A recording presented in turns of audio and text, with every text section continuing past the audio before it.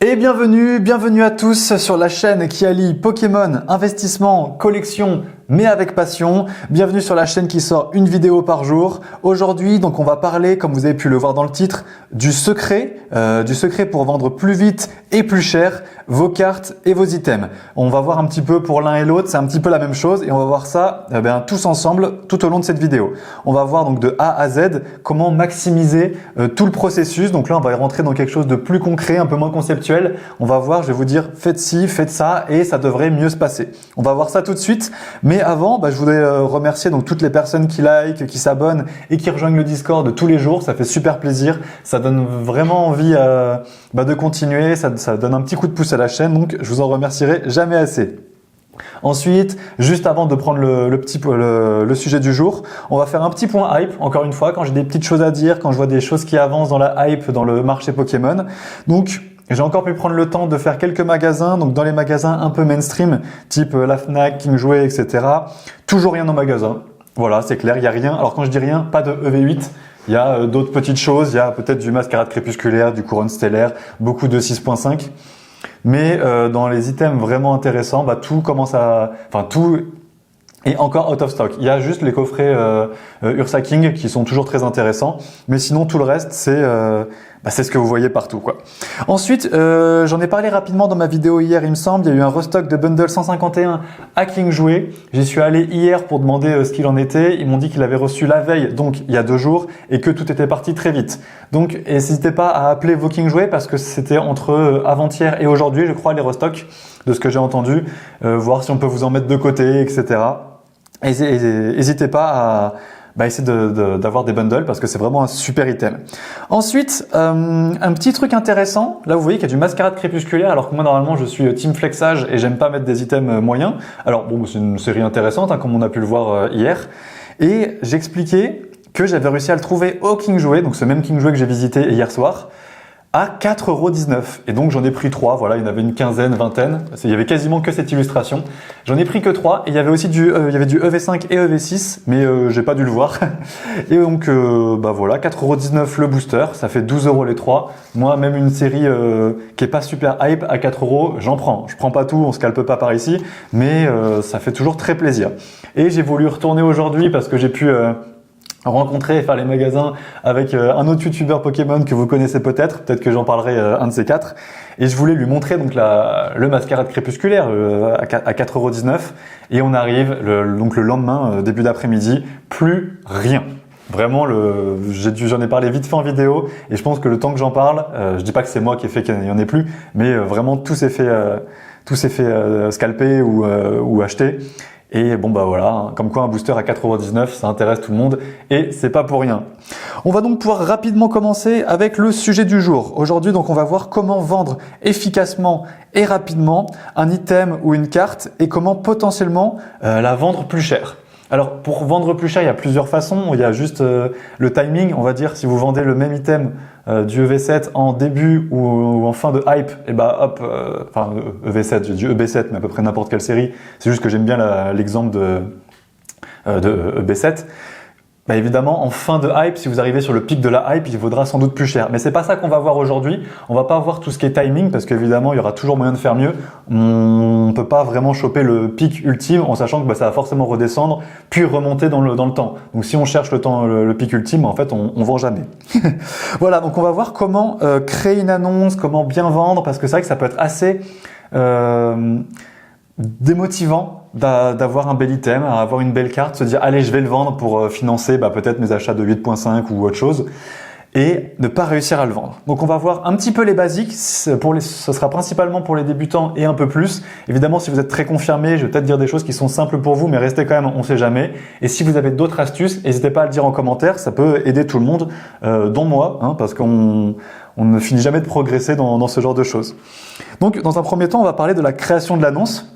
Parce qu'une annonce qui est blindée de fautes d'orthographe sans photo, ou alors en photo on dit near mint et on voit qu'elle est dégueulasse, voilà, c'est pas bon, donc il y a forcément des bonnes choses à avoir. On va donc reprendre les bases. Donc dans un premier temps, je voudrais parler donc de pas faire d'abus sur les frais de port. Alors tous les sites ne proposent pas de mettre des frais de port, mais eBay met frais de port un peu j'allais dire à la tête du client, comme on veut. Vous pouvez vendre ce magnifique booster règle de glace, parce qu'on va pas passer une vidéo sans flex, à 5 € avec un frais de port à 15 €. Donc si quelqu'un voit 5 €, il va peut-être se dire ah je veux l'acheter, et il va peut-être se sentir douillé quand il va voir qu'il y avait 15 € de frais de port parce qu'il n'a pas pensé à réfléchir. Alors oui, c'est sa faute, il n'a pas regardé. Vous pensez toujours à regarder les frais de port parce que beaucoup de gens se font leur marge un petit peu là-dessus, et c'est ok de faire un frais de port à 3, 4 €. Encore 4 € c'est beaucoup, mais 2, 3, 4 € si vous faites un bel emballage qu'on va voir là, que vous faites un envoi en suivi, que vous envoyez dans l'heure, etc. On en reparlera de tout ça, comment augmenter sa valeur perçue. Mais vraiment, essayez pas d'arnaquer la personne, parce que c'est ce qu'on va voir un petit peu tout du long de cette vidéo. Quand on arnaque quelqu'un, on l'arnaque une seule fois, et si on vend bien à quelqu'un, on peut se faire des centaines de clients. Donc centaines si vous avez des centaines d'items à vendre, mais je parle sur du plutôt long terme, on va dire. Donc pas d'abus sur les frais de port. Ensuite, tout ce qui est photo, essayez de prendre une photo avec une bonne luminosité. Là par exemple, je suis juste au-dessus de ma lumière, et moi j'aime bien prendre les photos avec le flash, même si ça peut rendre un peu dégueulasse, au moins on voit s'il y a des imperfections. Voilà, j'ai pas pris n'importe quelle carte pour l'exemple, Quasar VMAX de Tempête Argentée je crois, qui coûte rien du tout. Je crois que je l'ai eu à 5 ou 7 €, alors qu'elle est magnifique. J'ai pas vu si la cote avait augmenté, mais je pense pas. Vraiment, pour une Black Gold, c'est incroyable. Bref, je divague. Donc, n'hésitez pas donc à prendre avec flash, sans flash, le recto. Cachez rien. Si jamais il y a un petit truc sur le côté, ne le cachez pas. Encore une fois, on reste dans le côté transparent. La transparence avec le client. Et ensuite, de toute façon, nous, on va mettre un prix adéquat. Ce sera mon prochain point, en fonction de l'état de la carte. Et donc, face, recto, certaines personnes demandent un peu les coins, on va dire que ça dépend de la valeur de la carte. Si là c'est un Dracofeu 7 de base édition 1, je peux vous dire que je vais prendre 4 photos de chaque coin, avec, sans flash, avec lumière, etc. Pour une carte qui vaut moins de 10 €, moi je fais comme ça, et ensuite, si jamais on vous demande des photos supplémentaires, bon, si la carte vaut 1,50 €, bon, peut-être pas, enfin, vous n'êtes pas obligé de le faire, mais voilà, essayez d'être à l'écoute du client en fonction de ce qu'on vous demande, enfin, du potentiel client. Ensuite, donc voilà, recto verso, les tranches, ça j'en ai parlé. Le prix, pour savoir quel prix définir. Alors j'ai déjà fait une vidéo sur comment définir la cote d'une carte. Donc je vous demanderai voilà, de bien analyser le prix du marché, surtout en fonction de certains items qui se vendent par exemple une ETB se vend à 15-20 € de différence. Alors peut-être pas 15-20 € parce que ça a changé, mais on en trouvait à 70 comme 80-85 en vente réussie. J'ai pas regardé les prix récemment, mais c'était à ce moment-là, quand j'ai regardé, c'était ces tarots-là. Essayez de vous aligner en fonction de... Pareil, si vous voulez le vendre vite, plus vous voulez vendre vite, plus vous allez devoir baisser un petit peu le prix, parce que c'est une forme de négociation. Quand on veut négocier avec quelqu'un, on peut dire « Ah, je te le vends moins cher, mais il faut que tu me l'achètes maintenant. » Et donc, vous pouvez dire ça sans le dire dans l'annonce, en mettant un tout petit peu moins cher. Il faut pas casser le marché non plus. Si une ETB, vous la vendez à 45 €, alors oui, ça va partir dans l'heure, mais... déjà vous n'aurez pas fait de plus-value, et puis surtout ça va un peu artificiellement baisser le marché. Que le marché baisse de façon saine, c'est ok, c'est que le marché en avait besoin, mais artificiellement, bon, c'est pas très intéressant. Et pareil pour faire monter le marché. Le marché montera s'il doit monter. Donc observez bien le marché pour voir un petit peu quel prix vous allez pouvoir le fixer en fonction de l'état de votre item. Si votre display est parfaite, votre TB est parfaite, ou alors si elle a un petit coup de cutter ou quoi que ce soit, ça sera à prendre en compte. Mais bon, ça, je pense que je vous apprends rien. Ensuite, n'hésitez pas à mettre votre item, surtout s'il coûte un peu cher et qu'il a un peu de valeur, sur plusieurs plateformes, peut-être en testant avec plusieurs prix. Par exemple, vous pouvez mettre sur eBay un prix high ticket, vraiment le prix peut-être 5 € au-dessus du prix que vous voulez mettre, ou alors 5-10%, parce que 5 € sur une display, c'est pas beaucoup. Ensuite, vous pouvez peut-être mettre sur Le Bon Coin un petit peu moins cher, parce qu'il faut savoir que sur Le Bon Coin, il n'y a pas les mêmes frais, et puis vous aurez peut-être quelqu'un qui va venir vous le remettre en main propre, et plus l'item est cher et plus c'est intéressant la remise en main propre, et vous n'aurez pas à faire tout le carton, tout l'emballage, tout ça, donc ça peut être très intéressant aussi. Et ensuite, voilà, soyez réaliste et patient en fonction de vos besoins et de vos envies. Mettez pas une ETB où voilà, tout le monde en veut, la mettez pas à 150, elle partira peut-être, mais dans 4 ans, ou peut-être dans 3 semaines si le marché s'emballe. Mais voilà, essayez de rester réaliste. Et ensuite, on va parler rapidement donc de comment envoyer un item. J'ai un petit peu tout ce qu'il faut là autour de moi pour vous montrer. Donc par exemple, là vous voyez, moi je mets bien toujours une sleeve. Alors moi je mets des perfect sleeves, c'est pas obligatoire parce que ça peut même abîmer les cartes, donc faites attention quand vous les mettez.